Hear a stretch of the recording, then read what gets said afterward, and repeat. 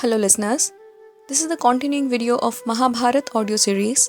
This video will be regarding chapter number 57. It's about the Pandava Generalissimo. Govind reached Upaplavya and told the Pandavas what had happened in Hastinapur. I spoke urging what was right and what was also good for them, but it was all in vain. There is now no way out except the fort. That is, the last alternative of war. The foolish Duryodhan would not listen to the advice tendered to him by the elders in the assembly. We must now prepare for war without delay. Kurukshetra is waiting for the Holocaust. There is no longer any hope of peace, said Yudhishthir, addressing his brothers, and issued orders for marshalling their forces in battle array. They formed the army in 7 divisions and appointed Drupad, Virat, Drishtadyum, Shikhandin, Satyaki, Chekitana, and Bhimsena at the head of each division. They then considered who should be appointed generalissimo.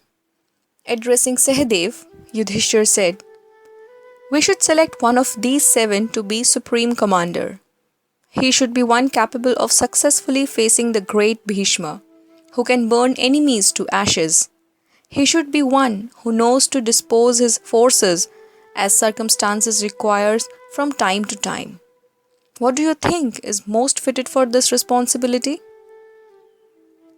In the olden days, it was a practice to ascertain the views of younger people first, before consulting elders. This instilled enthusiasm and self-confidence in the younger folk. If the elders were consulted first, it would not be possible for others to speak with freedom, and even honest differences of opinion might savor the disrespect. Let us take as our supreme commander the king of Virat, who helped us when we lived in disguise and with whose support we now demand our share of the kingdom, replied Sahadev. It seems to me best to make Drupad the generalissimo, for, in point of age, wisdom, courage, birth, and strength, he is supreme, said Nakul. Drupad, the father of Draupadi, who learnt archery from Bhardwaj, who has for long been waiting for the encounter with Drona, who is much respected by all kings, and who is supporting us, and, if we were his own sons, should lead our army against Drona and Bhishma. Dharmaputra then asked Dhananjay for his opinion. I think Drishtadyum should be our chief in the battlefield, the hero who has his senses under control and who has been born to bring about Drona's end. Drishtadyum alone can withstand the arrows of Bhishma, whose skill in archery made even the great Parshuram hold back. He is the only man fitted to be our commander. I can think of no one else, replied Arjun. Bhimsena said, O king, what Arjun says is true, but the rishis and elders have said that Shikhandin has come into the world to kill Bhishma. My inclination would be to give the command to Shikhandin, whose radiant face is like that of Parshuram. I do not think anyone else can defeat Bhishma. Yudhishthir finally asked Keshav for his opinion. The warriors mentioned are, each one of them, worthy of selection, said Krishna.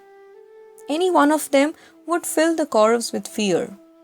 All things considered, I would endorse Arjun's choice. Anoint Drishtadyum, therefore, as your supreme commander.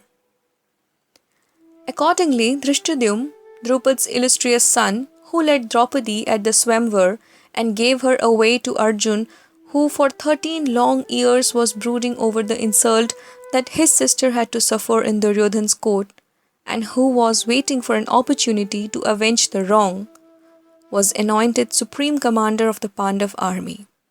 The lion roar of warriors, the blowing of conchs and shells, and the trumpeting of elephants rent the air.